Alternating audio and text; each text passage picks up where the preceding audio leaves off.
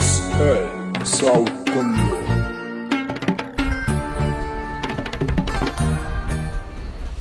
සුබ දවසක් කියලා පිළිගන්නවා යාළුවෝ ආයෙමත් SL Sound Kollo YouTube channel එකට. ඉතින් අද මං ගේන්න හිතුවා ගොඩක් දෙනෙක් අහන ගොඩක් දෙනෙක් හිතන කොහොමද හරියට ලස්සනට පිටකවරයක් දාගන්නේ අපේ හදවත. එහෙම නැත්නම් අපේ හදවත බදු මික්සර් එකට. ඉතින් ගොඩක් යාළුවෝ කියලා තිබ්බා මේකට දාන විදිය මට වීඩියෝ එකකින් දාන්න කියලා. ඉතින් මං අද ඔයගොල්ලන්ට ගෙනාවා මෙන්න මේ වගේ නීට් එකට පිරිසිදුව ලස්සනට කොහොමද අපි භාවිතා කරන මික්සර් එකට පිටකවරයක් දාන්න කියලා. ඉතින් වැඩි කතා ඕනේ අපි යමු වීඩියෝ එකට. channel එක හොඳයි නම් අනිවාර්යෙන් subscribe කරන්න යාළුවෝ. ඒ වගේම bell icon එක click කරන්න. හරි පළවෙනියට මම මගේ මික්සර් එක විවෘත කරගන්නවා. මගේ මික්සර් එක ඇවිල්ලා Soundcraft Split Live Photo කියන මාදලියේ channel 12 මික්සර් එකක් තියෙන්නේ. ඉතින් මේක මගේ එක මික්සර් එකක් විතරයි. මගේ තව විවිධ මාදලි මික්සර් ගොඩක් තියෙනවා. මේ මාදලියුත් තියෙනවා. ඉතින් මේක මට ඇත්ත වශයෙන්ම මේ මික්සර් එක ගැන කිව්වොත් මේක මට දුන්නේ ලංකාවේ අංක 1 අපේ දැවන්ත ශබ්ද පරිපාලකවරයෙක් නාහලගේ හෙට්ටිආරච්චි අයියා. මේක මට හම්බුනේ ඇත්තටම කියනවා බ්‍රෑන්ඩ් නිව් තත්ත්වෙන් කවුරුත් යූස් කරපු නැති මේ මික්සර් එකක්. මම හිතන්නේ ඒ වගේ එකක් එහෙම අද කාලේ ගන්න පුළුවන් ඇති කියලා. ඉතින් ඒක විශේෂයෙන් මතක් කරනවා නාලක අයියට. ඉතින් නාලක අයියා හින්දා තමයි මට අද මේ මික්සර් එක මගේ අතේ තියෙන්නේ. හරි මෙච්චර වටින මික්සර් එකකට අපි කොහොමද ලස්සනට පිටකව එකක් දාගෙන අපි දිගුකල් පාවිච්චි කරන්නේ කියන එක අපි යාළුවෝ බලමු. හරි ඉස්සලාම යාළුවනේ මගේ මික්සර් එක මම ගන්නවා මේ විදියට. මේක කිසිම හීරීමක්වත් නැහැ. ඔයගොල්ලන්ට දැක්කොත් පේනවා ඇති. ඉතින් මේ වගේ වටිනා දෙයක් අපි අනිවාර්යෙන් ආරක්ෂා කරගත යුතුයි. ඉතින් ඉස්සෙල්ලාම මම කරන්නේ යාළුවනේ මේකේ උඩ තියෙන ඩස්ට් එක එහෙම නැත්නම් යම් කිසි දූවිලි ටිකක් තියෙනවා ඒක අපි සුද්ධ කරගන්න ඕනි. මේක නම් එහෙම විශේෂ කියන දූවිලි ටිකක් තිබ්බේ නැහැ. මම අනිවාර්යෙන් යාළුවන්ට මුලින්ම වීඩියෝ එක හරි ආකාරයෙන් නිවැරදිව පෙන්වන්න ඕනේ නිසා මම හැමදේම කරන්නේ. ඊට පස්සේ මම යාළුවනේ මේකේ නොබ් ටික ඔක්කොම ගලව ගන්නවා. සෑම නොබ්බයක්ම ගලව ගන්න. ඔයගොල්ලන්ට අමතක වෙනවා නම් අනිවාර්යෙන් මික්සර් එක ගලවන්න කලින් මික්සර් එකේ ෆොටෝ එකක් ගහගන්න. එතකොට අපිට ඒකේ තිබ්බ විදිහට නොබ් ටික දාන්න පුළුවන්. ඉතින් ඉස්සෙල්ලාම මම මේක නොබ් ටික ගලවගෙන මේක අපි පිටකව එකක් දාන්න පුළුවන් විදිහට සකසා ගන්න ඕනි. ඊට පස්සේ යාළුවනේ මම මෙන්න මේ අනිවාර්යෙන් කියනවනේ මෙන්න මේ පොලිතින් එක ගන්න ඕනි. මේක ගොඩක්ම හුකුළු දුර යන්න ඕනේ නැහැ. ළඟම හાર્ඩ්වෙයාර් එකෙන් ගන්න පුළුවන්. මේක ඝනකම් පොලිතින් එක සාමාන්‍යයෙන් ගොඩක්ම මේස වලට දාන පොලිතින් එක උනන් දන්නවා. ඒ වගේම ඔයගොල්ලෝ දන්නේ නැතිව බැංකු ඒ වගේ පොදු ස්ථානවල දැන් මේ පොලිතින් එක ගහලා තිනවා ආරක්ෂා වෙන්න. මේක පොඩ්ඩක් ඝනකම් පොලිතින් එකක්. ඉතින් මේ පොලිතින් එක අනිවාර්යයෙන්ම මේ පොලිතින් එක තියෙන්න ඕනේ. මේ පොලිතින් එකේ නැවුම් තැලීම් මොකුත් නැතුව ක්ලීන් විදියට පොලිතින් එක තියෙන්න ඕනේ. ඊට පස්සේ මම මේ පොලිතින් එක අරගෙන අනිවාර්යෙන් පර්මනන්ට් මාකරයකින් මේකේ උඩ නොබ් ටික මෙන්න මේ ආකාරයෙන් මාක් කරගන්න ඕනේ. ඉතින් මේ මාක් කරගන්නදී අනිවාර්යෙන් මේ මාක පෙන් එක පර්මනන්ට් මාක පෙන් එකක් ඔයගොල්ලෝ ගන්න ඕනේ. නැත්නම් පොලිතින් එකේ හිටින්නේ නැහැ. ඔයගොල්ලෝ තිබ්බට ඒක ඇඳුනත් ස්වල්ප මොහොතකින් එක මැකිලා යනවා. ඒ නිසා අනිවාර්යෙන් පර්මනන්ට් මාක පෙන් එකකින්ම මේක මාක් කරගන්න ඕනේ.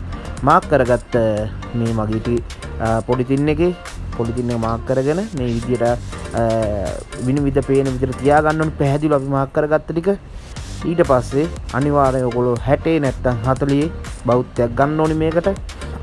ඉතින් මේ බෞද්ධ එකේ බිට් එක ඔයගොල්ලන්ට පුළුවන් නම් සෙරමික් බිට් එකක් දාන්න අපව භාවිතයට ගන්න බෑ. හැබැයි උනට සෙරමික් බිට් එකක් දාගන්න පුළුවන් හොඳයි. ඉතින් මේ වගේ අනිවාර්යෙන් මේ මාක් කරගත්ත එක උඩ අපි බෞද්ධ එකෙන් විදගෙන යන්න ඕනේ. ඉතින් මේක හරි පරිස්සමට කරන්න ඕන එකක්. හරි ගානට හරි කෙලින් විද ගන්නත් ඕනේ. ඉතින් ඔයගොල්ලන්ට පේනවා මෙන්න මේ විදිහට ලස්සනට පිළිවෙලකට කුණකින් අපි බෞද්ධ කරත් කරලා මේ පොලිතින් එක උඩ විද ගන්න ඕනේ. මම එහෙම විදගත්තා. විදගෙන ඉවරලා දැන් අහපව විදගත්ත එක අපි මික්සර් එකට දාලා බලන්න ඕනේ කොහොමද මේ ගානට සෙට්ලාද තව ටික සෙට් වෙලා තියෙන්නේ කියලා. ඉතින් ඔයගොල්ලන්ට මේ පේනවා දැන්ටමත් මේක නිකන් ලැමිනේටඩ් එකක් වගේ හරි ලස්සනට තියෙනවා. ඒකයි මම කිව්වා අනිවාර්යෙන් මේ පොලිතින් එකම ගන්න කියලා. පොත්වල පිට කවර දාන ඒ වගේ ඝනකම අඩු පොලිතින් නම් දාන්න එපා. ඒක බොරු වැඩක්. අනිවාර්යෙන් මෙන්න මේ පොලිතින් එක ගන්න. සාමාන්‍යයෙන් ඉතින් මේ පොලිතින් එක තාම හැම එකටම දාලා තියෙන්නේ. මේක හાર્ඩ්වෙයාර් වල තියෙනවා. හાર્ඩ්වෙයාර් වල අනිවාර්යෙන්ම තියෙනවා මේ පොලිතින් එක. මේක ලොකු රෝලක් එන්නේ. ඉතින් මේ විදිහට ඔයගොල්ලන්ට පේන හොඳ ෆිනිෂින් එකක් තියෙනවා මේ පොලිතින් එකේ. ඊට පස්සේ මම ඉස්සෙල්ලාම කරන්නේ මේක එක පැත්තක් සෙලෝ ටේප් කරගන්න ඕනි. ඒ පැත්ත අපි මික්සරේට සෙලෝ ටේප් කරගෙන ඊට පස්සේ එතනින් ඉඳන් පටන් ගන්න ගාන්ට අපි රැපින් කරන්න. මේක රැපින් කියන්නේ මේක කොනක ඉඳන් ලස්සන්ට රැලි නැතුව ගන්න ඕනි පොලිතින් එක. ඔයගොල්ලෝ මේ කරන විදිහට අනිවාර්යෙන් දකුණු පැත්තේ කෙරවල ඉඳන් පටන් ගන්න මික්සරේ නම් එහෙම කරගෙන ඉවලා ගාන්ට මෙන්න මේ විදිහට අවශ්‍ය ප්‍රමාණය අරගෙන කපාගෙන හොඳට ඇදලා සෙලෝ ටේප් කරගන්න ඕනි. ඉතින් මේ සෙලෝ ටේප් කරගන්නකොට සෙලෝ ටේප් එකත් ඔයගොල්ලෝ ගන්න ඕන ටිකක් හොඳ මාදිලික ගන්න හොඳට ඇලවෙන මේ සෙලෝ ටේප් එක. ඉතින් මේ ආකාරයට ඔයගොල්ලන්ට පේනවා. මම දන්නවා ඔයාලට අනිවාර්යෙන් මේකෙන් හොඳ අවබෝධයක් එයි. ඒ කියන්නේ මේකේ ලස්සන තියෙන්නේ අනිවාර්යෙන් මෙන්න මේ විදිහට වැඩි ෆිනිෂින් එකටම රැලි නැතුව දාගත්තොත් විතරයි මේක ලස්සන තියෙන්නේ. නැත්තම් ඒ ක්වොලිටි එන්නෙම නැහැ. ඉතින් මං ගොඩ දෙනෙක් ඔය පොලිතින් අනම්මනම් දාන්න නැතුව පාවිච්චි කරන මම දන්නවා. ඒ වුණාට මේකෙන් ගොඩක්ම මික්සර් එකට ආරක්ෂාවක් එනවා. පෙලක් අය කියනවා මෙහෙම පොලිතින් දාන්න හොඳ නැහැ මික්සර් එක වලට මේකේ මේ රත් වෙනවා අනම්මන එව්ව නම් ගොඩක්ම ඉතින් බොරු කතා මට කියන්න තින්නේ. මොකද ඊට වඩා වෙන රස්නේ තමයි ප්‍රශ්නයක් එනවා. ඉතින් යකඩ වලින් මෙව කරද්දි එහෙම නෙමෙයි අපිට හුලං වෙන කවුරු තියෙනවනේ හුලං වෙන කවුරු ටික බේරලා අනිත් ටික කරාට කිසි අවුලක් එන්නේ නැහැ. මොකද මේකෙන් අපි බලාපොරොත්තු වෙන්නේ අපි පාවිච්චි කරන භාණ්ඩේ දිගුකල් පැවැත්ම.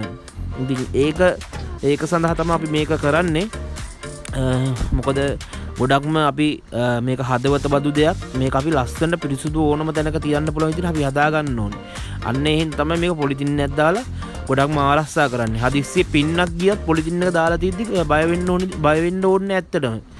ඒ කියන්නේ ගොඩක්ම ඔය මික්සර් සවුත් වෙලා තියෙන පින්නත් එක්ක ගිහිල්ලා පින්න වැදිලා ඉවරලා ඊට පස්සේ ආපහු අවුවට දාද්දි අවුවිදි කර වෙනකොට ඔය පේන්ට් කොටෝම අවුල් යන ඕනම මික්සර් එක වෙන්නේ ඔය කතන්දරේ. මේක මෙහෙම කරාට පස්සේ මේ මික්සරේ 100ට 200ක් ආරක්ෂිතයි. ඒක තමයි මේකේ තියෙන වටිනාකම. ඉතින් මම මේ ෆේඩර්ස් ටිකේ තවු ටික කපා ගන්නවා. ඒ වගේම ඉතින් කියන්න ඕනේ ඇත්තටම මගේ channel එක subscribe කරපු නැති යාළුවෝ අනිවාර්යෙන් subscribe කරන්න. ඒ වගේම bell icon එක click කරන්න. ඒ වගේම මේ වගේම එකක් ඔයා වගේම නොදන්න කෙනෙක් ඉගෙන ගන්න ඕන නම් අනිවාර්යෙන් මේ වීඩියෝ එක share කරන්න. ඕගොල්ලන්ට අනිවාර්යෙන්ම දුන් දේ හොඳයි. ඒ දේ තමයි අනිවාර්යෙන් ඔයගොල්ලෝ දවසකට නැවත ආපහු ලැබෙන්නේ. ඉතින් මං ආපහු මගේ මික්සර් එකේ නොබ් ටික ගහ ගන්නවා පිළිවෙලට. ඉතින් මේක ඇත්තටම Soundcraft Live Photo original mixer එක. ඉතින් ඔයගොල්ලන්ට පේනවා මේ වගේ තමන් පාවිච්චි කරන භාණ්ඩේ ලස්සන්ට තමන්ට සැටිස්වෙන විදිහට අනිත් බලන අයට සැටිස්වෙන විදිහට ආරක්ෂිතව තබා ගැනීම තමන්ගේ වගකීම හා යුතුකම වෙනවා. ඉතින් මම මේ ඉන්නේ මික්සර් එකේ අන්තිම අදියරේ. ඉතින් ඔයගොල්ලන්ට පේනවා මේ වගේ ලස්සනට ෆිනිෂින් එකක් එන්න දා ගන්නවා නම් අනිවාර්යෙන් ඔයගොල්ලෝ කව එකක් දානවා නම් මේක මේ අනුගමනය කරන්න ඕනි. මොකද මේකේ මාර තිබ්බට වඩා මාර ලස්සන පෙනුමක් එනවා. ඒ වගේම ආරක්ෂාවක් එනවා මික්සරේට.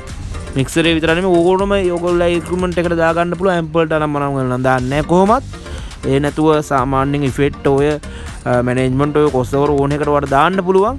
ඉතින් පේනවද යාළුවනේ මේකෙන් අමුතුම ක්වොලිටියක් අමුතුම එකක් වෙන හරියට දාන්න ඕනේ. මම කිව්ව විදිහට අනිවාර්යෙන් මේ විදිහට දා ගන්න ඕගොල්ලෝ. එතකොට මේකෙන් ඕගොල්ලන්ට වගේම බලන් ඉන්න අයටත් අමුතු ලස්සනක් තියෙනවා. භාණ්ඩෙත් ආරක්ෂා වෙනවා. ඉතින් යාළුවනේ ඔයගොල්ලෝ මේකෙන් දෙයක් ඉගෙන ගත්තා නම් අනිවාර්යෙන් තව කෙනෙක්ට බාන්න මේක ෂෙයා කරන්න. ඒ වගේම මගේ channel එක ගැන දන්නේ නැති කට්ටිය නම් ඒ කට්ටිය දැනුවත් කරන්න. මේ වීඩියෝ එක ෂෙයා කරන්න. මගේ තව මේ වගේ වටිනා වීඩියෝ ගොඩක් දාලා තියෙනවා මගේ channel එකට ගිහිල්ලා බලන්න. ඉතින් යාළුවන්ට කියන්න ඕනි මේ වගේ තව ලොකු වීඩියෝ වගේ මම හදලා තියෙනවා. මට මේ ටිකේ දාගන්න වෙලාවක් නැතිකම තියෙන්නේ. ඉතින් මම ඒ ටික හැකි ඉක්මනින් ඔයගොල්ලන්ට බලන්න දානවා. එතකන් යාළුවෝ පරිස්සමෙන් ඉන්න. ස්තුතියි සුබ දවසක් ඔයාලට.